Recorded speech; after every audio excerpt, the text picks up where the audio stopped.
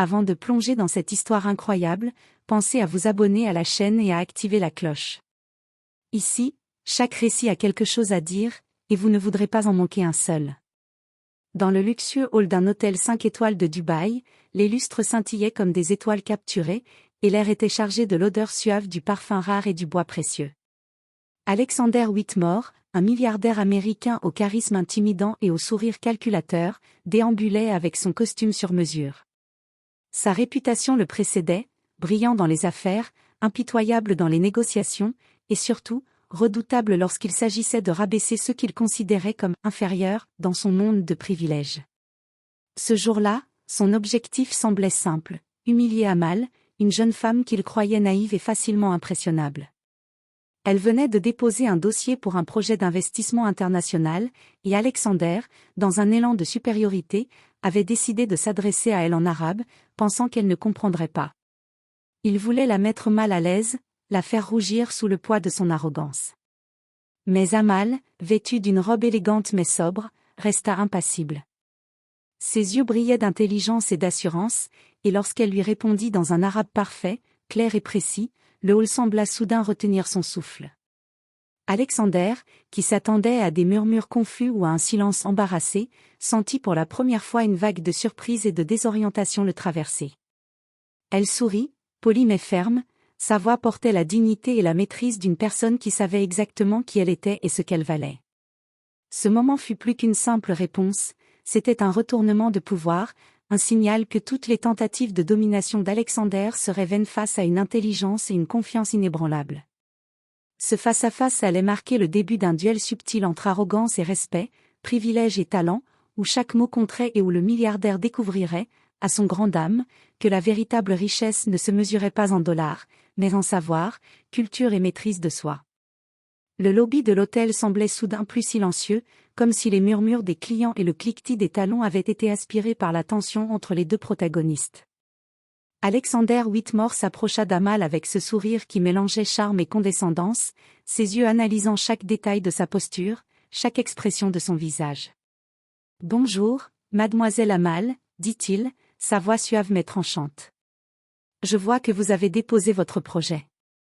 Intéressant, mais je doute que vous puissiez comprendre certaines subtilités du marché arabe. » Il ponctua sa phrase d'un léger rire moqueur, convaincu qu'il venait de placer un coup décisif. Amal leva les yeux vers lui. Ses traits restaient calmes, son regard assuré.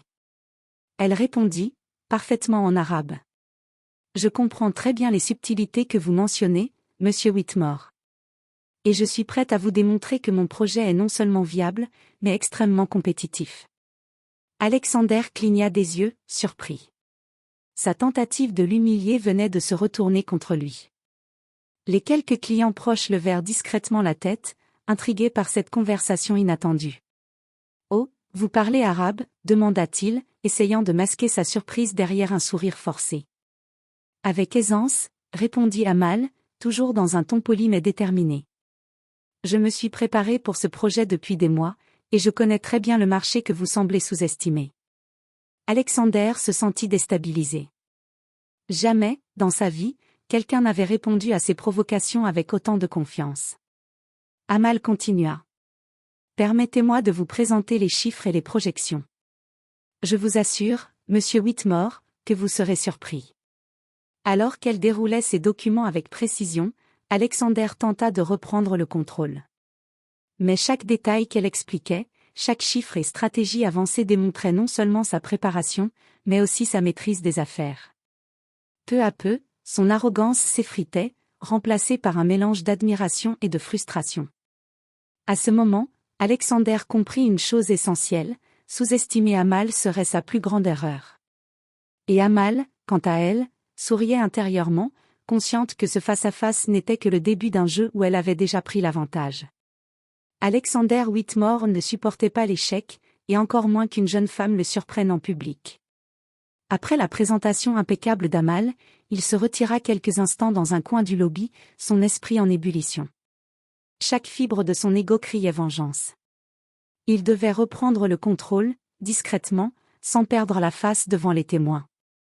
Lorsqu'il revint, son sourire n'était plus condescendant, mais calculateur. Il s'assit face à Amal et changea de ton, charmeur, presque cordial. Très impressionnant, mademoiselle Amal, dit-il. Mais vous savez, dans le monde des affaires, ce ne sont pas seulement les chiffres qui comptent, c'est aussi la stratégie et le réseau. Amal le regarda, impassible. Exactement, répondit-elle calmement. Et c'est pour ça que j'ai déjà sécurisé des partenariats solides.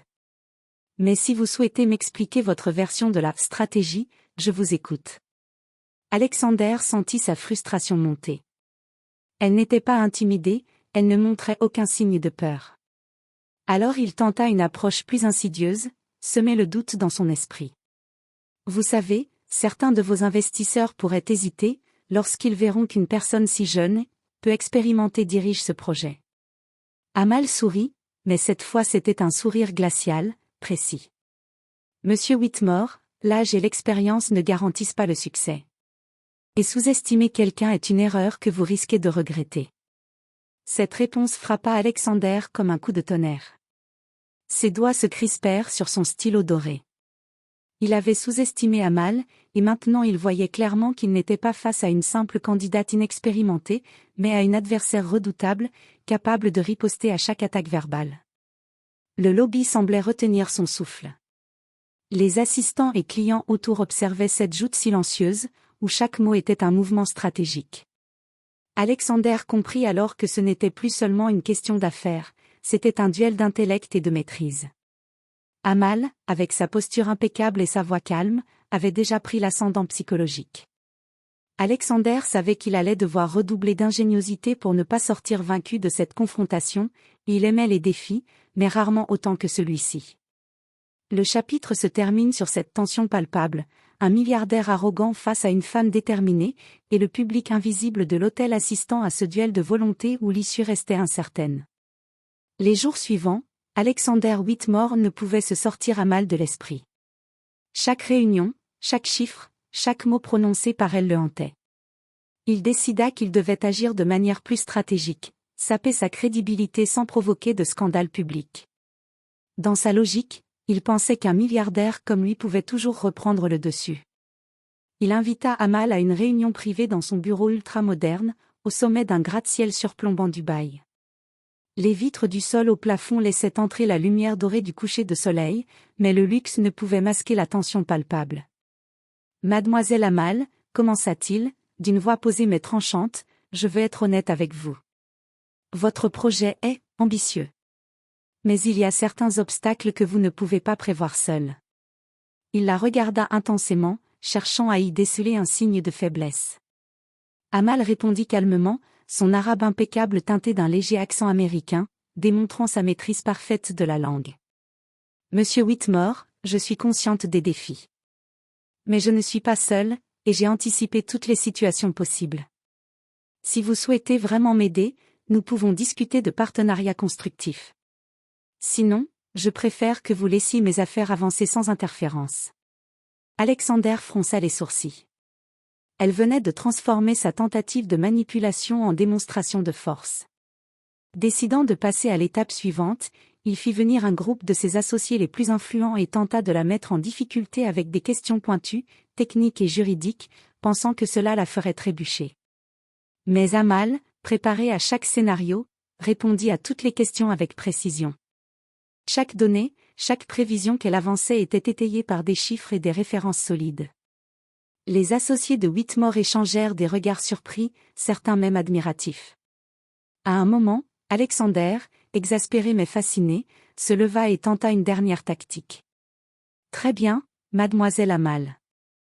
Admettons que tout ce que vous dites est exact, mais savez-vous vraiment naviguer dans le monde des investisseurs internationaux, où le moindre faux pas peut coûter des millions ?» Amal sourit, presque imperceptiblement. Elle sortit un petit dossier, soigneusement préparé. « Monsieur Whitmore, je n'ai pas seulement étudié le marché et les chiffres. J'ai aussi analysé vos méthodes, vos précédentes réussites et vos échecs. Je sais exactement comment convaincre chaque investisseur, et comment éviter les pièges. » Alexander sentit un mélange de respect et de frustration. Il réalisa qu'Amal n'était pas simplement une candidate brillante, elle était déjà son égale dans ce jeu de pouvoir, et probablement plus audacieuse qu'il ne l'avait jamais été. Le chapitre se termine sur une scène où Alexander, pour la première fois, commence à comprendre qu'il ne pourra pas gagner par intimidation ou manipulation. Amal, elle, reste parfaitement calme, consciente que le vrai duel ne fait que commencer, mais qu'elle tient déjà toutes les cartes importantes.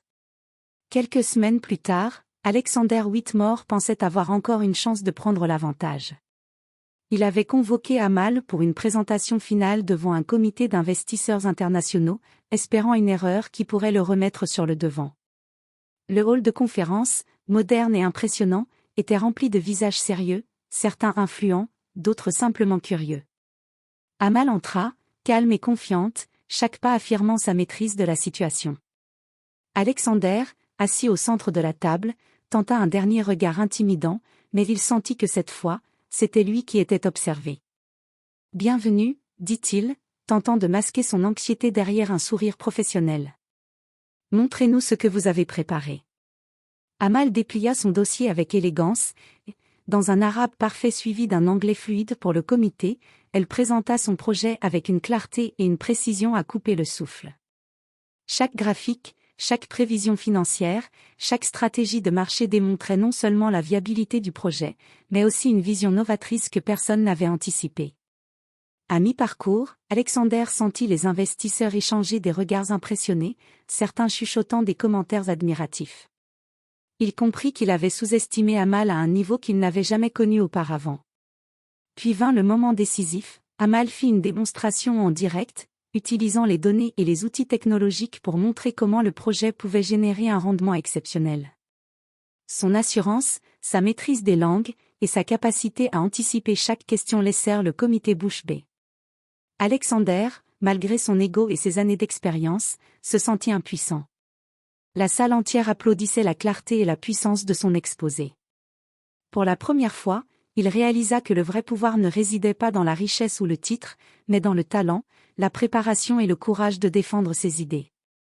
À la fin, Amal se tourna vers Alexander avec un sourire discret, presque moqueur. « Monsieur Whitmore, je vous remercie pour vos conseils, mais il semble que ce projet soit entre de bonnes mains. » Le milliardaire, incapable de répliquer, hocha simplement la tête. Ce jour-là, il avait appris une leçon précieuse: l'arrogance ne peut jamais surpasser la compétence et la détermination. Amal avait transformé chaque tentative d'humiliation en un triomphe éclatant, prouvant que la véritable puissance réside dans la connaissance, le courage et la maîtrise de soi. Alors qu'elle quittait la salle, les investisseurs entourant Alexander s'approchèrent d'Amal pour la féliciter, et le milliardaire resta là, silencieux, réfléchissant à la force d'une femme qu'il avait cru facile à intimider, et qui venait de le battre à son propre jeu.